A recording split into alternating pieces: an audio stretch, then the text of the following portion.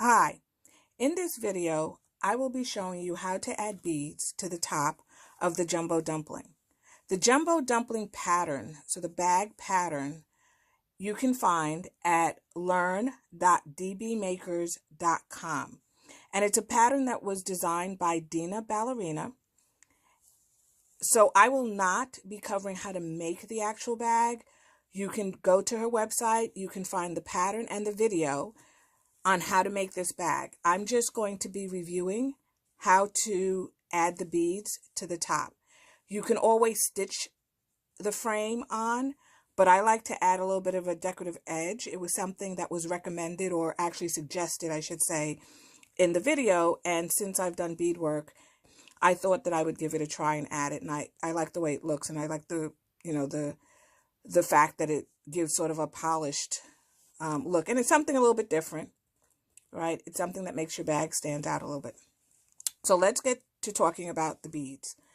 So I have some beads laid out on my mat here, and you may find beads at various sources. So you can find beads at Joann's, AC Moore, any craft shop has beads. And I just want to go through some of the beads you may find, because I want to make sure that you know what you're looking for to attain the look that you're trying to get. And also I want to make sure that I show you the beads that I use and explain why I'm using those beads in my overall design of the Jumbo Dumpling. So I will be loading on, let's load on these beads first. So these are beads that I purchased. And these beads, if you look at them, they all come in the same container, but you can see they're all different shapes and sizes. The middle one kind of looks like a little marshmallow, but they're all different shapes and sizes. To show you they come in the same container, here goes the container that they come in. So I just dumped them out. And they're all different shapes and sizes. So these beads are very beautiful beads, depending on the look that you're trying to get with your Jumbo Dumpling. These are beads that you may like to use. They're irregular shaped. They give it sort of maybe a little bit of a rustic look. They also give it a non-refined, right? So it's sort of free-spirited kind of look to your bag. And depending on the material, these may be good. The next set of beads that I want to show you are a little bit more uniform. So you can see these beads, they are regular, but they are a little bit more uniform. And they're not uniform because of the fact that, they're more or less the same color. They're uniform because of the person or the place where I bought them. That particular company creates these uniform type of beads. So these are uniform. These come in a tube, and these may be familiar to people who shop at Joann's. So I'll show you the tube that those came in. So those came in this tube. And it's a mixed blend. You can get solid. If you want to do something that's all green or all blues, you can do that. I just purchased a mixed blend of beads. I do like these beads a lot. And I find that I like these more than I like the other ones because the shape is more uniform. What I can tell you is, just because you buy beads that may come like this and they're not uniform, you can do what we refer to as culling. And culling, and what you do is you lay out all the beads on your mat and you sift through them to get beads that look more or less the same size and shape, if that's something you want. So if you get something like this and you find that they're too irregularly shaped, just dump them all out. You don't really need a lot of them for the bag, so just dump them out, get some that are closely shaped, and once you put them on the bag, you're not going to notice the various widths or sizes. So that's something that you can do if that's all that's available to you. The last set of beads I'm going to show you are actually the ones that I use for the Jumbo Dumpling.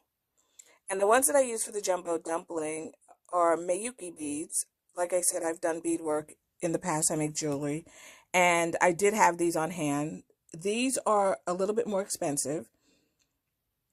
I get these online, so I order them from a company online. You can see that they're very uniform. So there is a consistent shape, a consistent look. These are glass beads, just like the other ones are glass beads. Something I want to mention to you is these are a solid bead, so they're solid throughout. They're not just solid on the top, and the finish will wear off. These will be this color for an eternity because they go straight through. When you're looking at some of the other beads, and I'll show you the ones that were purchased from Joann's. So I'll show you a blue color because it's probably easier to see.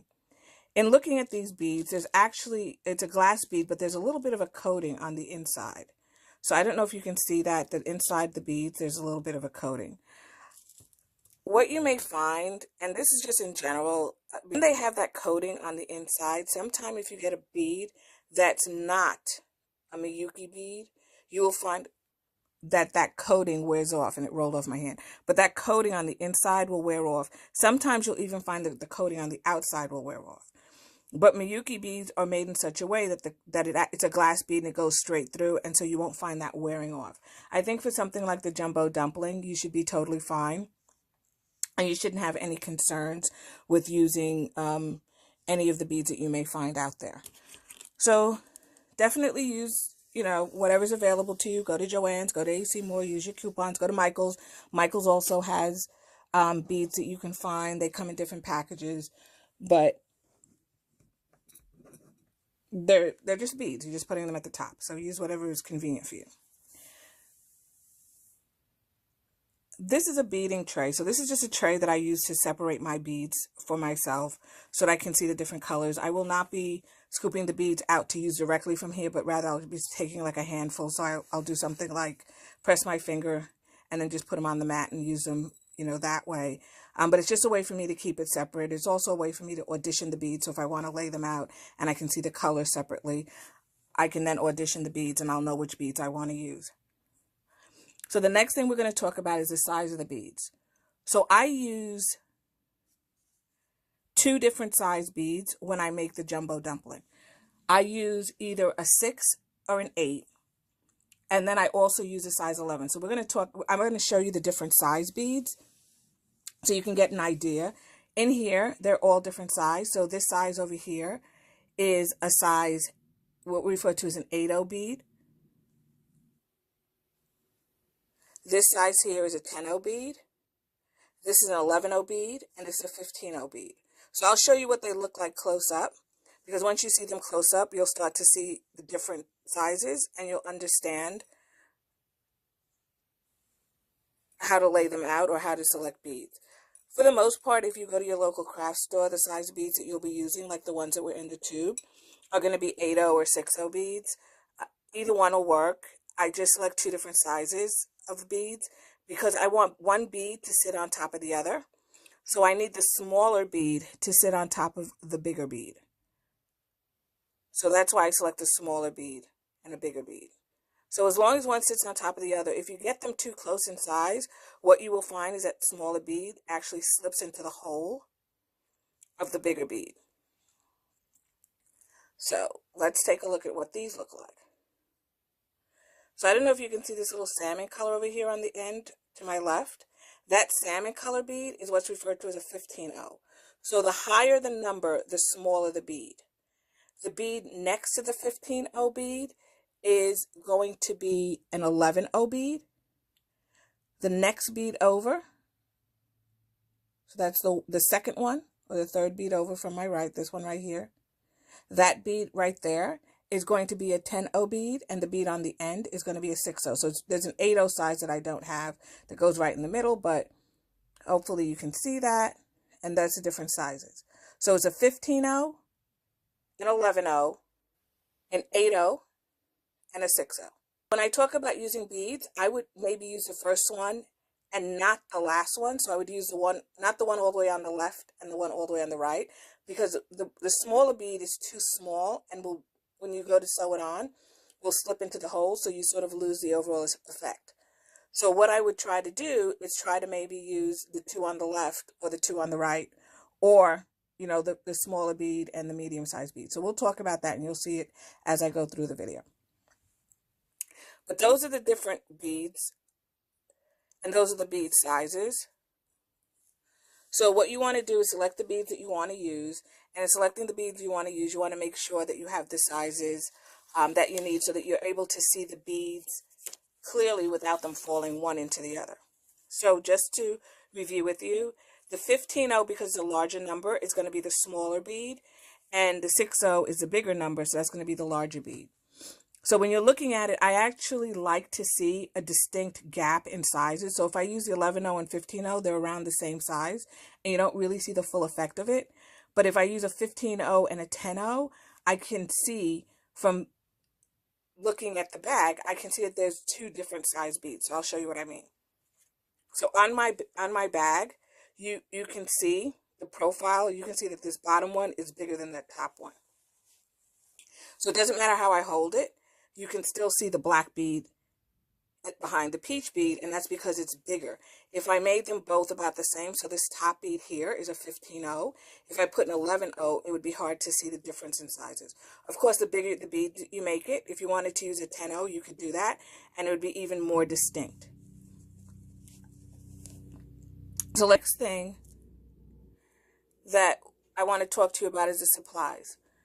So what do I use? To attach the frame, I use Gutterman Creativ glue. This you can also find on Deena's site, and I will put the link in this video so that you can find it. This is not necessarily easily available in the US. In other countries, it will be more available. It's not available here as readily. I tried to order it in the past for other projects that I wanted to work on, and because it wasn't available, I didn't order it, and I used instead E6000 glue. This is readily available at most craft stores. You can find this, and this is totally fine to use. I just find for E6000 that it's not as clean to use as the Gutterman, because the Gutterman, when you spread it on, you let it set up like contact cement. So you put some on the frame and you put some on the top of the bag. You let it sit for a few minutes, like 5 minutes. And then what you do is you put the two pieces together and they adhere. With the E6000 glue, it's wet for a very long time. So I found that I had to really clamp it on and put it on. And you have to be very careful with both of these glues, but especially with the E6000, I use a skewer. So I have right here, a skewer. I use a skewer or a toothpick, and I spread out the glue on the frame, and then I attach it. But it takes a little bit longer to dry than the E6000 glue, and it sets up. But either one, either one is good. Like I said, now that I'm doing more of the dumplings, I use the Gutterman, and I order that from Deena. So the first thing we're going to need is glue. The next thing we're going to use is needles. So the trick with putting the beads on is you should be using what's referred to as a beading needle. I'll show you two different companies. Both of these are available at Joann, so if anybody's near Joann's, you can also order them online, and I'll show you what they are. I prefer the John James version. I'm not advocating one or the other. Like I said, I'm just telling you which ones I use. I prefer the John James version because I find that they're flexible. They're more flexible to me. Your needle will bend. Don't be concerned. The one thing good about these needles, because they are beading needles, and I'll show you, is, I don't know if you can see that, but can you see how it bends? And I'm bending. It will bend. So over time, as you're using it, you'll notice that it bends, and that's totally fine. That's why I use a beading needle, that it is flexible. If you use a sewing needle is very dense, so it's not as flexible.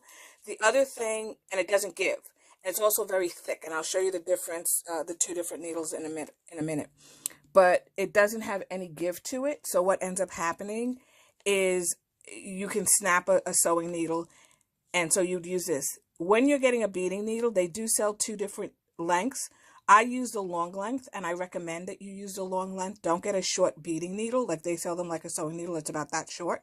Don't get that size, because what you want to be able to do is push it through the hole cleanly and grab it on the other side. So you need that length to get it through so that you're not trying to grab little pieces of it. The other thing about this is there's something known as a big eye needle. So anybody who does beadwork or beading for jewelry, I would not recommend the big eye needle.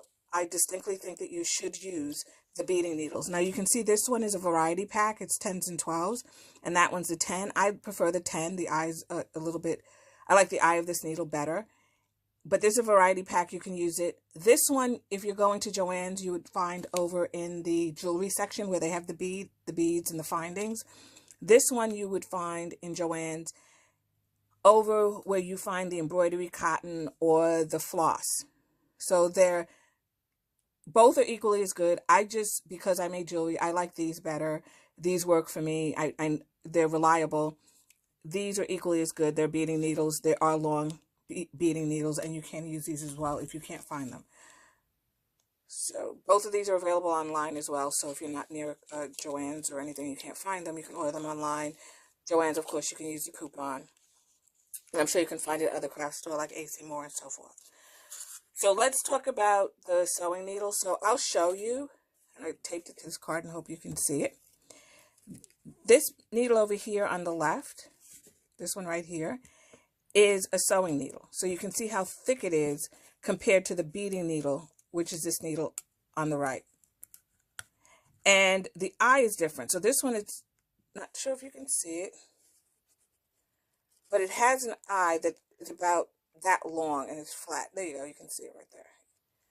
And this one's a little short, squat eye. So this one is more narrow. The one on the beading needle is more narrow, and it's more the width of the actual needle, and this one sticks out more. When we're going up in the bead, because we're using such small beads, we need something thin, because if you use whatever you're using to attach it, you have that thickness plus the bead, and you're trying to get back through the hole, it's very, very difficult. So that's also why I recommend a beading needle. Next thing, so I'll put the beading needle. So gluing on the frame, beading needle, you have your beads. The next thing that you're going to need to use is something known as Fireline. So whenever somebody says, I can't see how you attach that, it's because I use something known as Fireline. So Fireline, and you may find something similar to this in Joann's, I know, and in Michael's, I've seen it. So you can get it, or you can get it online. I order mine online because I order the bigger spool. So I ordered the spool, which is 125 yards. This Fireline is 50 yards. There's 125, and there's also a 25 yard. So you can get one even smaller than this. You'll also notice the Fireline, if you look at it, this one says 8 pound. This one says 8 pound. And then the one that I use is actually a 6 pound. So this one's a lot thinner, or not a lot thinner, but it's thinner than this other one. Another alternative you can use to Fireline, if you can't find Fireline or beading thread, and once I show it to you, you'll know what it looks like, so you can look for it, is you can go to your bait and tackle shop, so where you get your bait for fishing, and you can use that line that you use for fishing. You just want to make sure that it's a thin, and I'll show you, this one's white, so it says crystal, but it's actually white. But you can see how thick or thin it is. It's relatively thin. And so this is the thickness that you want, because you want to make sure that you get it into, can you see that? You get it through the beads. So you want to make sure that when you're using the Fireline, or if you get the one from the bait and tackle, that it's relatively thin. As you can see, this is the average diameter, so I'm showing you on here it's 0.007 for the 8 pound. I use the 6 pound one, like I said, and this one you can see the average dimensions is 0.006 inches. So this one's a little slightly thinner than the other one. I wouldn't say to go any thicker than either one of these, depending on the size of the bead you're using. So if you're using a larger bead, like a 6 and an 8 bead, you can definitely use the 8 pound. This one says clear, but it's not clear. It's a whitish color, but depending on your fabric, you can use this. I know in the bait and tackle, they sell one that's green. The green is perfectly fine as well, because it's very difficult to see it. Like, it's not so easy to see it, and that's really what you're looking at. I use the smoke color Fireline, and so the smoke color Fireline I like because it is hard to see. And I tend to use darker fabric on the inside. In my bag that I'm going to show you that I made, I use a lighter fabric because I want you to see the stitches. But I tend to use darker liners on the inside because I find that as people stick their hand in and out, the oils from their skin can make the inside of the bag dirty. So I use darker colors like reds and blues and grays and things like that. But if you use a lighter color, for example, in this case, which is a peach, as you slide your hand in and out, the inside of the bag will get dirty. But I did that because I wanted you to see the stitches. All right. So the next thing that we use is the Fireline. Something else that I use is wax. So you can use, even though I use Fireline, Fireline is very sturdy, and I'll show you something that I made. But Fireline is very sturdy. This is a wax. It comes like this. Definitely, you can get this at the craft store in the beading section. So Michael's, AC Moore, any one of those, you can get this. And I use wax. You don't have to use the wax with the Fireline. I like using it because it makes my line just a little bit slicker, but you don't have to use it. It's up to you if you want to use that or not. So we're going to need that. We're going to need beads. So I'm going to use 2 types of beads. So I'm going to use, and this one I order online. So this one's an 8/0 seed bead. So that's the one that I use.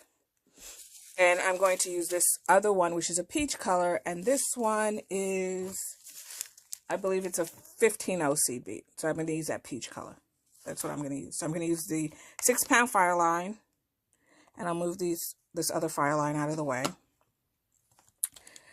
Gutterman's to glue it in. The wax to coat it, your thread. And then something else I use that you don't have to use, you don't have to purchase. You can find these, from what I understand, you can find, I think I've only ever seen them once in my Joann's, but my Joann's isn't necessarily very well stocked, to be honest. I ordered mine online because, like I said, I did beadwork, but it's a thread zapper. You can order them on Amazon. This one is a little on the higher end spectrum for a zapper. I've seen them on Amazon a lot cheaper. I just happen to really, really like this, so I spend the money for it. And usually I wait till the place where I buy it has a coupon, and I buy it with the coupon. The tip or the nib part is replaceable, so I can pop this out and just replace this, because over time, as you're melting things, you'll find that things start sticking to that nib. But this is replaceable. You use a battery to heat it up, and all you do with these is you simply press that button, hold it down, and the end of it will get very hot. So when it gets hot, then it's very easy to, let's see if I can show you. It's very easy to melt that. This is something also, if you're using a polyester thread for anything like your handbags or anything, it's very easy to melt those threads. So let's see if I got it. Keep my fingers out of the way because it is hot. You see that it snapped? So that's what it does. It gets very, very hot, and then it has a cap. So you can get these on Amazon, like I said. I use this one, which I like a lot. But once again, you don't have to use this. This one's called the Perfect End. It is maybe about twice the price of something that you get on Amazon. Where I purchase it from online, they usually have sales or coupons, and so then I use the coupon to purchase this, which makes it a little bit less, but it's still not as cheap as maybe some of the ones you may find on Amazon. If you can find one in Joann's, and I've seen them, you can use a coupon there to get one. So I will use that thread zapper. And that's important because it's very difficult to cut the Fireline with regular scissors. So if you try to cut it, it's very difficult, really, really hard to cut it. Whereas by using the zapper, it helps. You don't have to necessarily get a zapper. You can cut it. You know, it just takes a little bit more effort to cut it with a regular scissor. All right. And the last thing, the very, very last thing that I keep on hand are needle nose pliers. The reason I keep needle nose pliers is in case I need to push a needle through or I need to pull a needle through. So this is very good to use in those cases because you may have tough spots. I'm going to talk about a little bit about when you're putting the bag together for those of you who have made the bag or are making the bag. A couple of things that I do, which is also recommended by Deena, and I just want to make sure that it's clear because it seems like it's hard to do, but if you follow her directions, you should be totally fine. So those are all the supplies that I use. I will list at the bottom the names of what I use. I will let you know whether you can get it at Joann's or locally. If there's a link that I know of, for example, the glue from Deena, I will definitely include that link so you can get it from her. And we'll get started.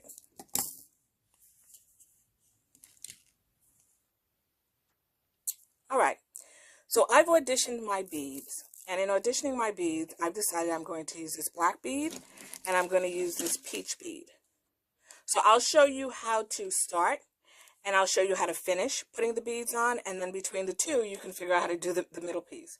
So something that I use that you don't have to use, this mat here is a pressing mat, so it's that wool pressing mat that I'm using, but I don't want to use this pressing mat because it doesn't really have any give, it's very dense.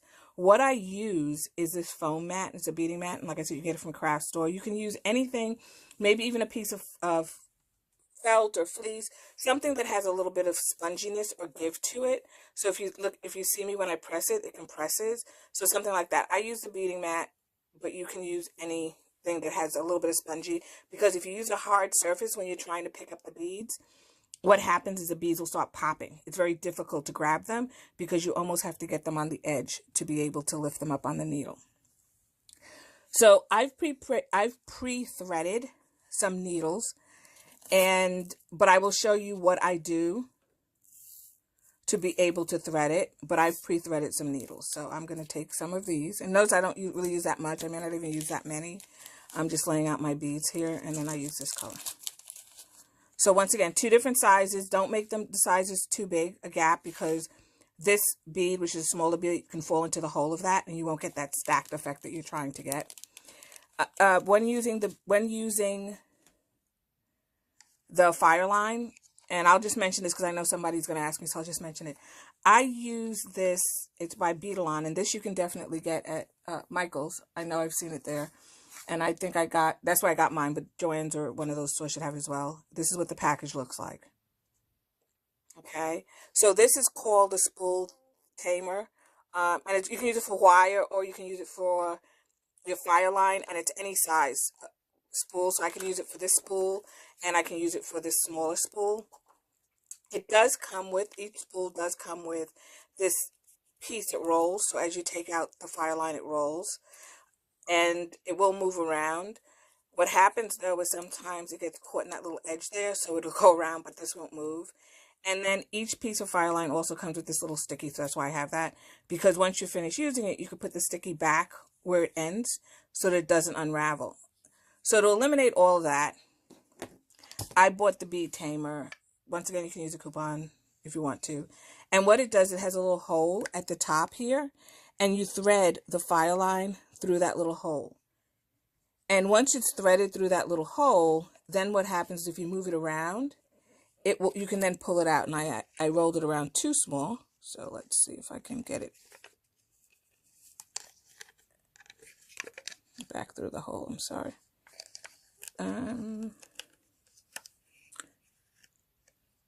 Hard to see, but it's in there. See if I can grab it.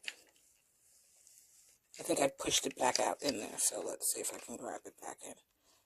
It's always good about doing videos. You can show you my mistakes. I'm going to do this in one filming, so you can see all my mistakes, and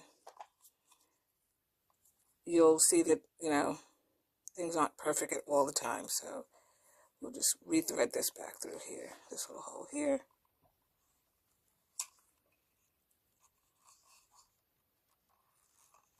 And I apologize for the camera shaking.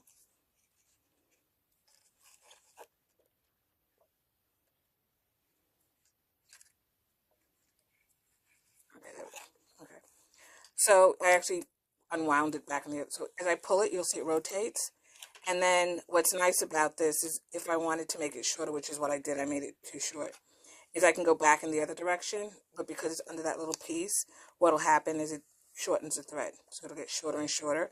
So I only go back down to the little piece. But I like this better than having to figure out where my tape is and things like that. And I also like it better than the other things. So I'm just going to pull a piece. I usually use about 2 arm lengths, which means that I spread my arms completely out to the side, and I use 2 of those arm lengths. If this is the first time you've done this, I recommend that maybe you use 1 arm length or half an arm length. This Fireline is a little bit thinner than thread, so you can knot it very easily. And so that you don't knot it easily and then you have to spend time unknotting it or you get frustrated, I suggest use a smaller piece of thread, smaller piece of Fireline, and then once you get the hang of it, you can always use a bigger piece of Fireline. So what I'm going to do is I'm going to burn this to break it. I did that. And then the way that you bead the needle is you take your thumb, or you could take your needle nose pliers, and you would flatten the tip. So I just take my nail and I flatten the tip. And the reason is because the beading needle is so small, the eye is so small, you need something flat to go in, and as you saw, it was flat. So then once you do that, I usually hold the thread here, and then I slide the beading needle this way.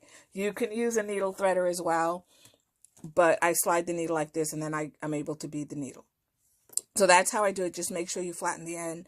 And like I said, if you want to, you can use your needle nose pliers to do that. So you could take your needle nose pliers and you can come here and just go to the end and just pull and flatten it. But you want it flat. So don't try to use it without flattening it, because you'll get frustrated that it's not threading. But once it's flat, I don't know if you can see that a little bit. Once it's flat, it's just basically like a little piece of paper, a sliver of paper you can push through. So we've done that. So the next thing I'm going to do is show you how I put the beads on. So a couple of tips. The first tip that I want to give you, and this is just the way I do it once again, you'll develop your own technique as time goes on, is if you can see I top stitch this, but I do not top stitch all the way around. I only top stitch because now that I've done a couple of these, I know that my frame is usually going to go wherever the seams are on the side. So I've done a couple of these, so I know that I'm usually going to be 2 beads in, and then I'm going to hit the seam. So I only stitch in to maybe just past the seam on either side. So I don't top stitch all the way around. The other reason that I do that is I find that it's easier for me when I do that. I have more surface area, and it's also not compressed. So when it's compressed, if you're trying to stick the needle through, you now have a denser fabric where you have to stick that needle through. So it makes it easier to adhere to the frame if I don't stitch it across. And also it's less dense. And that's just my experience. I also, as you follow the directions, and Deena mentions this, do not put your interfacing, not your actual SF101 or your woven fuse, but rather whether it be your foam or your fleece, whatever you're using, the heavier stuff, don't put it in the seam where your frame is. So if you don't do that, that also helps to not make it as thick as the top. So you want to make sure that you cut it just shy of this. It's in the directions. Do what Deena says, and you'll be fine. So all you really have is your interfacing, which is your SF101 or your woven fuse, and your fabric, your 2 pieces of fabric. And I've actually done these bags. Like I said, this one I did with a lighter color, but I use on the inside, what I use is the waterproof canvas. So I use a dark waterproof canvas. I just don't interface the waterproof canvas because it's stiff enough. So I use no interfacing on my waterproof canvas, and that's how I do it. So now we're ready to put on the beads. So I've done this side. I don't know if you can see it. Yeah. Except I haven't done these last 4. I left them off purposely because I want to show you how to end it. This side, I haven't done it all. So we're going to start on this side where I haven't done it all. If we look on the inside of the bag, and I just want to show you, you can still see the stitching. So, you know, you're not going to see the stitching. This stitching here is my top stitching, and the other reason I don't top stitch is because I don't want to have those 2 rows of stitching, and I can never seem to get it close enough to be able to look like a top stitch, like 1/8 of an inch. And so when I push it in, I still see it. So I'm trying to minimize how much stitching I really see. You will still see, and you can see it here. I went off a little bit there. I was rushing so that I can have it done for you guys. You can see here, you can still see the stitching, right? So I can still see the stitching from the beadwork, just like I use the floss. It's just that it's a thinner thread or thinner fiber, so it's not as obvious. And also, like I said, I use a darker lining normally, but even with a light lining, you look at the top of the bag, that's how you look into your bag, you can't see it, right? It's almost like invisible. It's virtually invisible. So there's no line. And then of course, depending on the color, if you use the clear one and it's a white fabric on the inside, you see it even less. Like I said, I use the smoke. You can also, if you want to, and you can only find it at a bait shop, you can go into the bait shop and you can get, the green color that they have, which is totally fine as well. And I think they also have an actual clear, not a white, but a clear. So let's get started. So what I do is I've threaded my needle. So this is my needle that I've threaded. I've put a knot at the very bottom. So I'll show you. That's my knot. I know it's a big knot. Don't worry too much about it. It won't. You'll see what I'm going to do to hide that knot, so it's not so obvious. But I'm making a knot at the bottom. And threading it. Bring this a little bit closer to you so that you can see it. So you can see that it's in there. Okay, you see how long that eye is? I've threaded in there, and I also double it. I double it not necessarily because I need the strength, but I double it because I don't want, as I'm stitching, to have this keep coming out, because it can be kind of annoying to keep threading. So I double it to give it strength. And then the last thing that I do, that you don't really need to do, but I do it anyway, is I utilize the wax. So I put like I run it through here twice on the wax, and then I coat it to help with the fraying and the friction. But you don't really have to, because this is different than floss. I'll tell you what to do to minimize, and you can do this as well with floss to minimize some of the friction. Okay, so now that we've done that, and I have my thread, I have my beads, we're going to get started. So the first thing we want to do is we want to hide that knot. Remember I said that's a big knot. So the first thing that I'm going to do is I'm going to start in the corner here. And what I want to do is I want to hide the knot. So I'm not going to start on the inside. I'm not going to start in here. I'm going to start on the outside. And the reason that I start at the outside is because I want the knot to be right here. And what will happen is once I put the bead in, it hides the knot. So you won't see the knot. So I'm going to go in through the front into this hole. This is a very flexible needle, so if you shimmy it a little bit and you can't get it through, just shimmy it. It's okay. I try to get as close to the frame as possible. And as you practice, you'll see it more and more. You can feel the frame. It'll make like a sound. I pull it through. And just to show you, see my knot? It's right there. But that's okay. So now what I'm going to do is I'm going to go into the back. And in the back, what I'm going to do is I'm going to push. It doesn't matter if you get it in the same hole or not. What you want to do is make sure that you get it coming out the front. So when I push it through, and the key thing also, which I should have mentioned, is your needle should be sharp. Right? So you see I came back through in the front. So that means that my knot will be in the front, but nobody's going to see that. So it's okay. So I'm going to pull this through.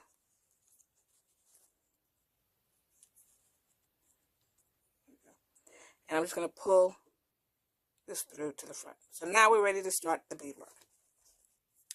So I'm going to pick up the bigger bead, and you can do it in any order you want. I'm going to pick up the bigger bead because I want that one to be to the back, and I want the other bead, which is a smaller bead, to sit on top of that.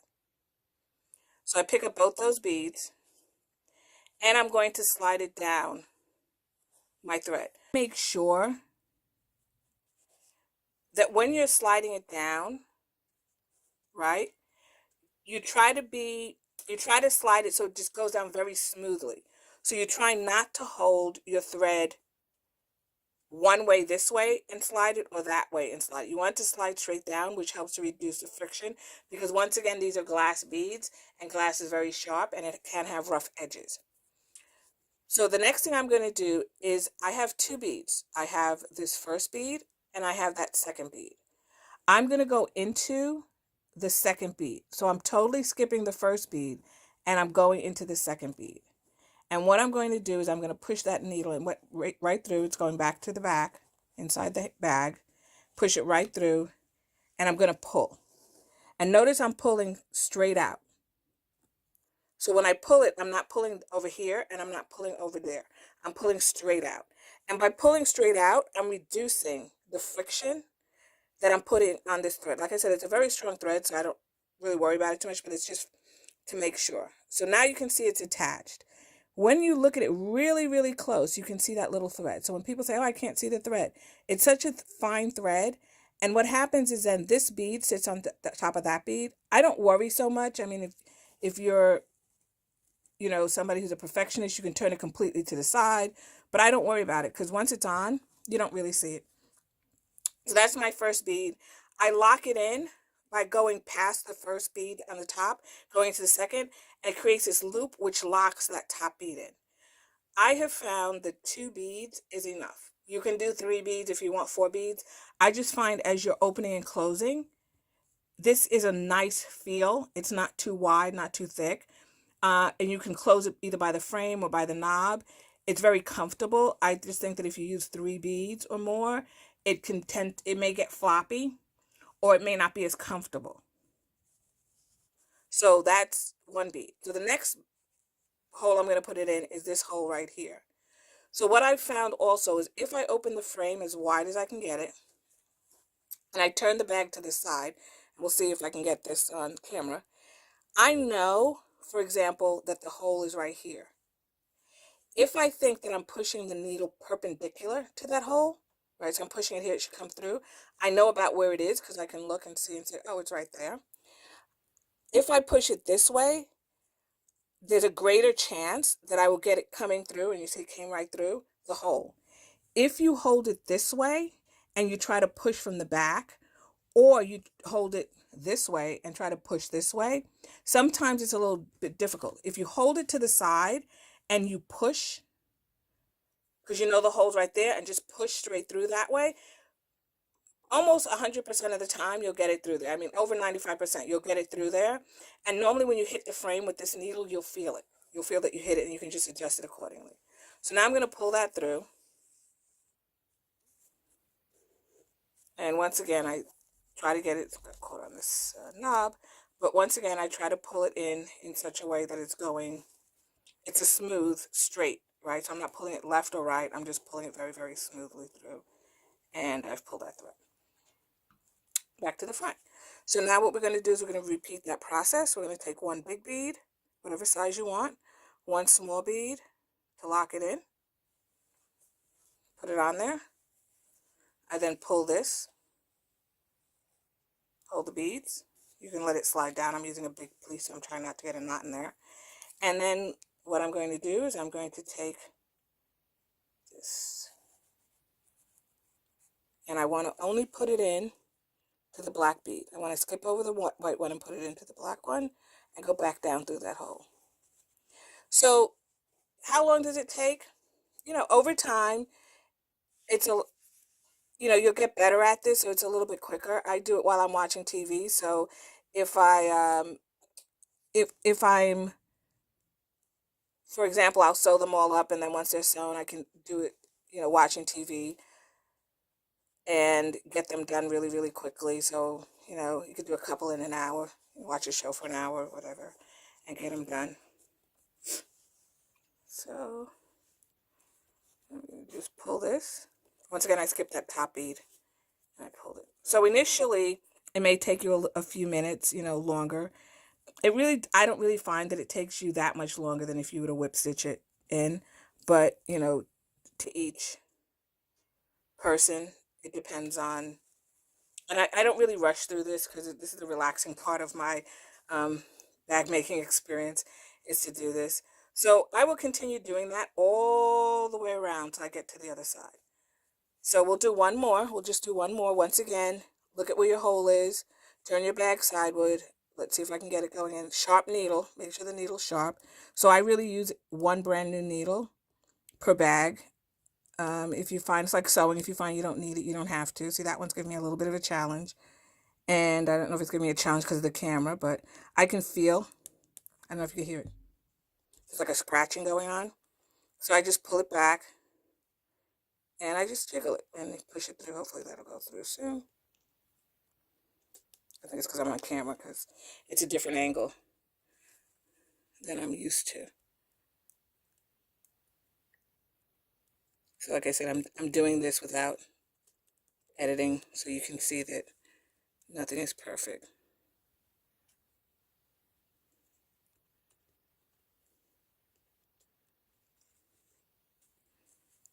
Okay. The edges, by the way, are always the hardest because they're always the thickest. And it's also a very odd angle because you're really trying to get past this frame. But once you get to the top, it goes so much easier. Because you don't have to worry, like it's a tight space. So you don't have to worry. So we're going to go in, we're going to pull it. Once again, if you're having difficulty, you can't pull it, by all means use your slight tug will pull that through. I'm using a big piece of uh, Fireline, so it gets caught up, which I don't know if you notice, I put my finger right here when I come through to try to hold it in place. And then big one, small one, straight out, run it down the side like that. Come in real close so you can see. You can even move this bead out of the way. So I take that little peach bead and I can slide it out of the way. I slid it down there. Make sure I don't catch it. And then I can go back in the black bead that I have and the hole that it came out of. And I can push it through. And like I said, you could jiggle it. And I try to come as close to the frame as possible. So sometimes it doesn't. Oh, and by the way, don't put your finger there like I just did, because if you do that, what you'll find is, there it goes. What you'll find is you can poke yourself in the finger. And these are very, very sharp because it's a very fine needle. So it's a lot sharper than like a sewing needle. So I actually, and you don't know it, but as I'm pulling it, I put a small knot in here by accident. I can feel it as I'm tugging it, but that's okay. And you can see now I have those 3 beads on there. All right. So that is how I put that on, and I go all the way to the end. So now what I'm going to do, I'm going to turn it over so that you can see it. You can see my stitching. Remember, this other stitch line here is my top stitch line. I'm doing this on camera, so it's kind of hard, but even on the inside, like I said, when you close the bag, it's not really a stitch that you'll be able to see readily. You'll see it on the edges because of the fact that this is a little bit thicker in the angle, but as you get closer here, you'll see it less and less. So if you look on my opposite side, you see it less and less. And this, I actually beaded the whole thing, but you see it less and less. So it's more about the angle that you're trying to stitch it in. And also because I'm trying to do this on camera, it's a lot, the angle for me is different. But, you know, as you practice and get closer, you'll know where the frame is and you'll know different pieces. So I'm going to park this needle right here because I want to come back to it. And I'm going to come to this side because I want to show you how to finish this piece off over here. And I have 4 little beads that I want to put on. So, pre-threaded a shorter piece. Once again, I have that knot. And this I also want to show you because if for whatever reason you run out of Fireline, you can just tie off the Fireline and then start a new piece. But the starting, like I said, is the same way, where you're going to bury the knot in the front over here and then start stitching. So all I'm going to do here is I'm going to stitch, and I'm going to push that needle through from the front to the back because I'm starting a new piece, right? And it gets covered once I put the bead on. So what I want to do is, now that it's front to the back, I want to push this needle back through to the front so I can start beading. So I'm going to put the needle in the back. Once again, we have this odd little angle here, so bear with me. So I try to get this needle coming through. It's coming through. Can you see it like push the knot, which is fine. I pull it through. I'm going to grab the back here where the knot came back out and pull the knot back through into that hole, and then I'm going to push the thread. So, and once I do that, I got it caught on the knob. Perfect. Okay. Great. And then I'm going to do the technique that I used for the front. So it's small, big bead, small bead. Slide it straight down. Once I get to the bottom, I'm going to skip over that front bead, and I'm going to go to the second bead and back through the hole. So I'm just going to push this back through this hole. My hands are getting a little slippery, so I'll use my, here we go, my needle nose pliers and pull it out. My hands are getting a little slippery from the warm in here. Okay, so that's one. I'm going to go to the next one, which is right next to it. And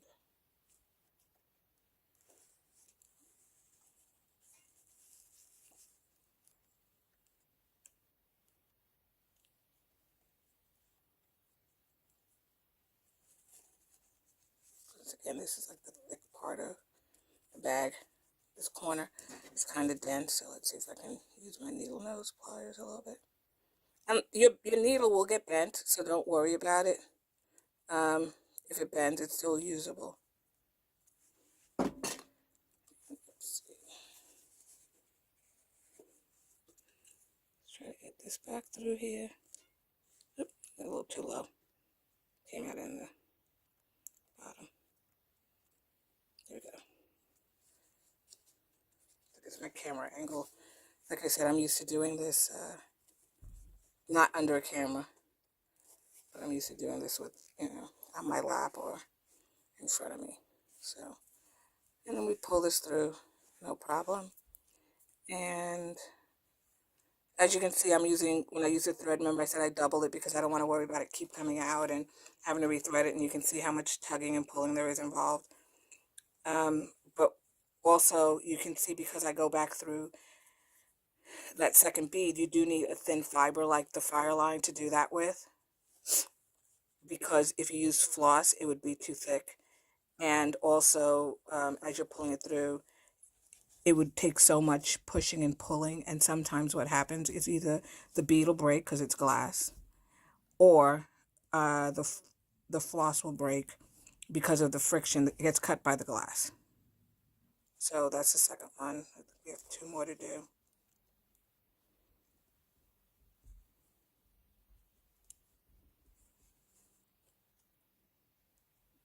The video is longer than it has to be, but I think it's important that you see the process, because this is what you guys are going to come up against, and I don't want you to feel, sometimes it's the magic of TV, you don't see the bloopers and what actually happens behind the scenes, and when you get frustrated, you think, well, so-and-so didn't do it, and it worked out totally fine, and it doesn't. It's something we all tackle. So I'm just going to pull that one through. One more. I gotta come back to the front. Hold on. One last hole. Gotta come back to the front.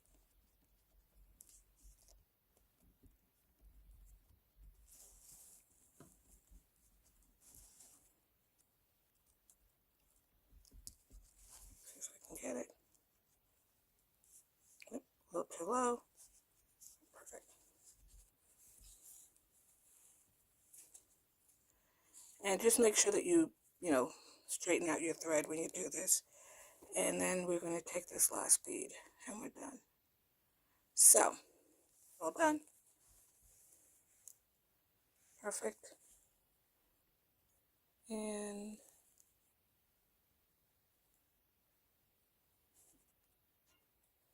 skip the first bead, go into the second bead. There and there. So you're done. So then I'm done with all my beading. So it may not be as neat. May not be as neat as I may like it. This thread here, by the way, that you see is my top stitching thread. It's not my beading thread. My beading thread is closer to the line, but that's totally fine. The last thing that I do, and you can do it any way you want to tie it off, is I just put the needle, I don't know if you can see it, I put the needle into, and I try to open this as wide as I can, I put the needle in under the fabric, so I slip it under there, any way that you want, and then you just tie off a knot. The other way that you can do it is you can cut this, and I normally cut it long, so I'm going to use my zapper here, but I can show you with a scissor. And this is just a regular pair of scissors, because I know you may ask. This is just a regular pair of scissors. It's not my sewing scissor or anything. And I can try to cut it, and I just want to show you. Oh, this one cut clean. It cut pretty clean. So you can use a scissor. Doesn't always work that way for me, so it must be you guys. And then what I would do here is I would knot it, right? So I'd put right over left, left over right, make a square knot, and then I would knot it right here. And I actually cut it too short, so I may have to take out the beads, but I put right over left, left over right, and then I cut it as close as possible to that. And then once you've done that, and you close it up, you can see that all your beads have been attached. So in looking at it, you can see. And once again, the thread is there. It's just not as obvious, as floss. And on the inside, it's not as obvious, but it is there. So this is it without it. This is where I started. I've also gotten questions. I just want to make sure I cover all the questions that I've received. I've received questions about whether or not you can do this on cork or whether or not you can do this on leather. So the answer is yes. For me, what I do is I do the front normally.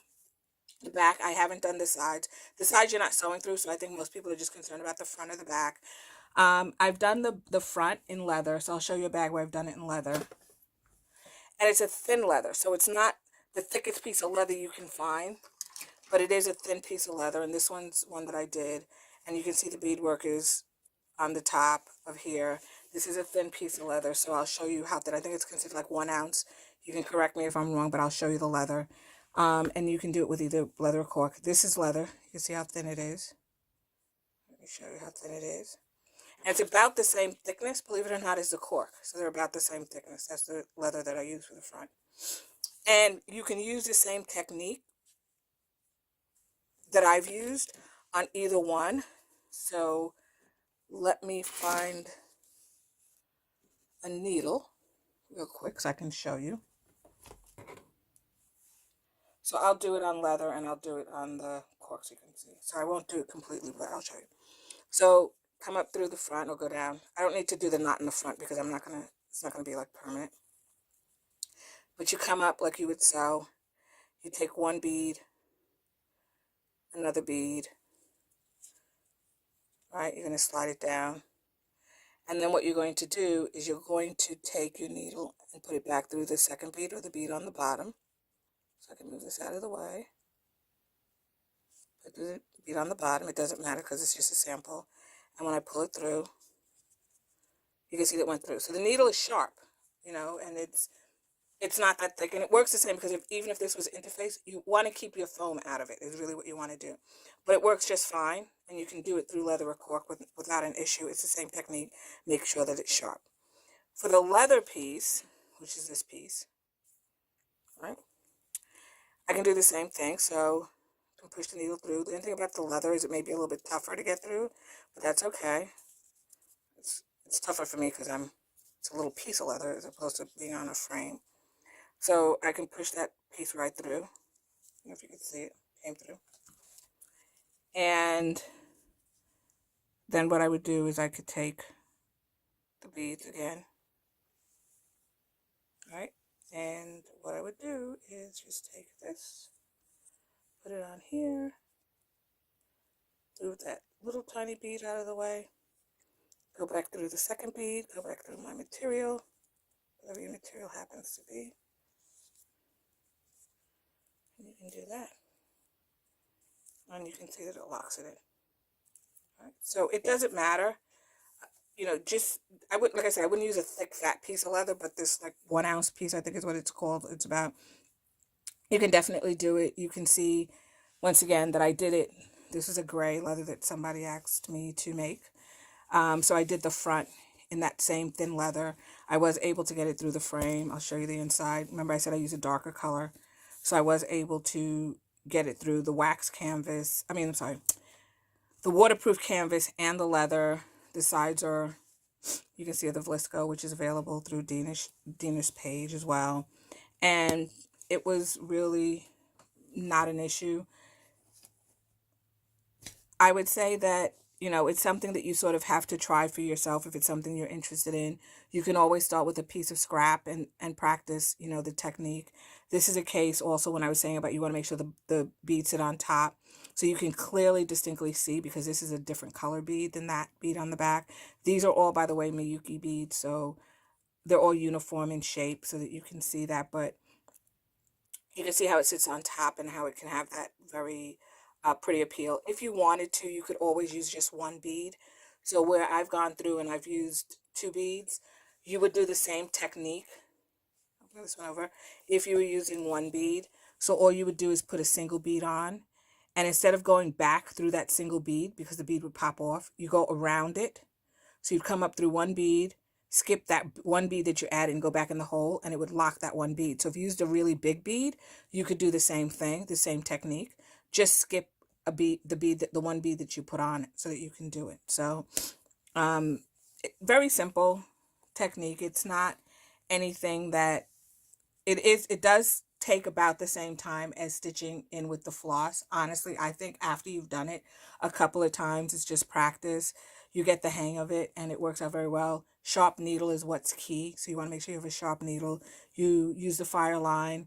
If you try to use floss, even a single thickness of floss, because floss comes in 6 strands, if you use one piece of floss, which you can use, you probably don't want to use a beading needle because it'll be hard to thread, but you also want to not use the small beads that I use. You'd probably want to use a bigger bead. And you do some level of testing on that. So just to show you finally is, this is a, believe it or not, this is a bracelet that I made, and I wear it quite a bit, about 3 years ago, maybe. And inside here is all Fireline. And I don't know if you can see that. See, that's all Fireline holding this bracelet together. And it's sturdy. You know, the beads aren't popping off and oils from my skin and things like that. And I wear it frequently over the course of the last 3 years. So it's a very sturdy material, that the Fireline, and it is used in beadwork a lot and other things, I'm sure, but I only know it for beadwork. And so you don't have to worry in using it in this. You don't have to worry as long as you pull the thread. When I said pull the thread through and not pull it at an angle so you're not creating fraying on it, you don't have to worry about these beads necessarily popping off or coming off. You really have to tug at these beads or burn them off to get them to come off, but they're not going to come off. So they're very durable. Like you can close it here, you can close it at the top, and they're still going to be on there.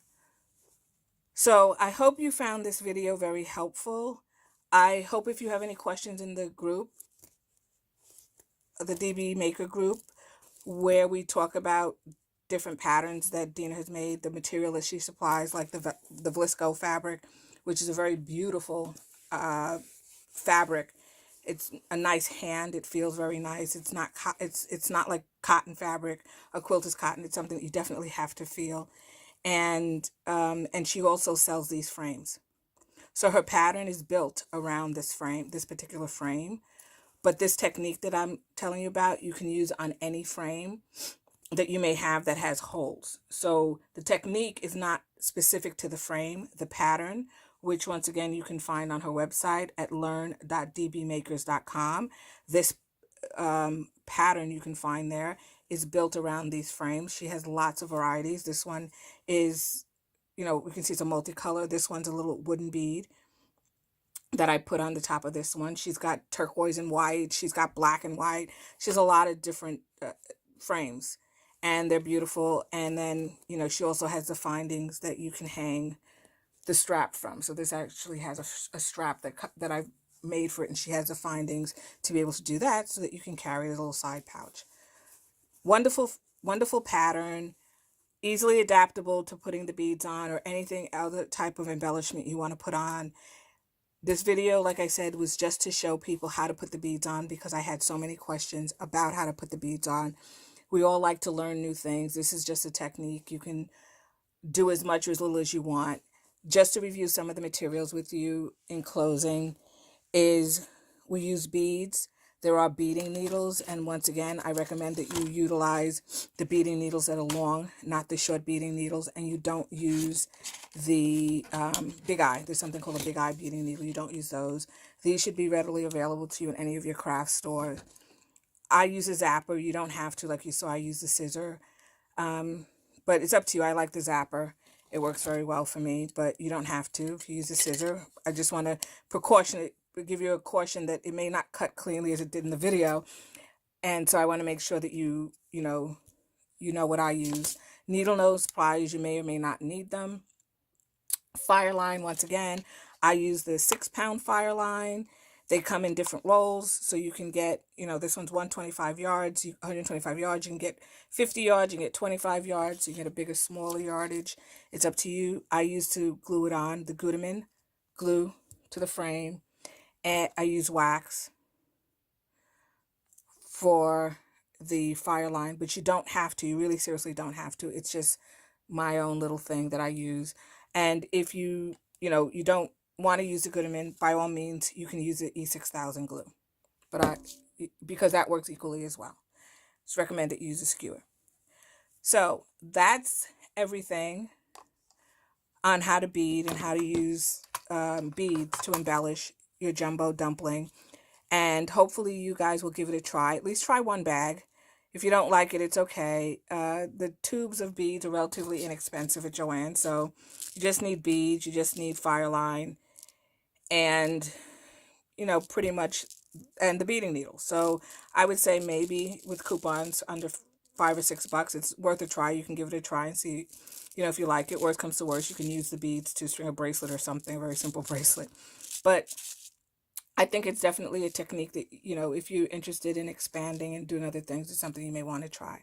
Thank you so much for your time and have a good day. Bye-bye.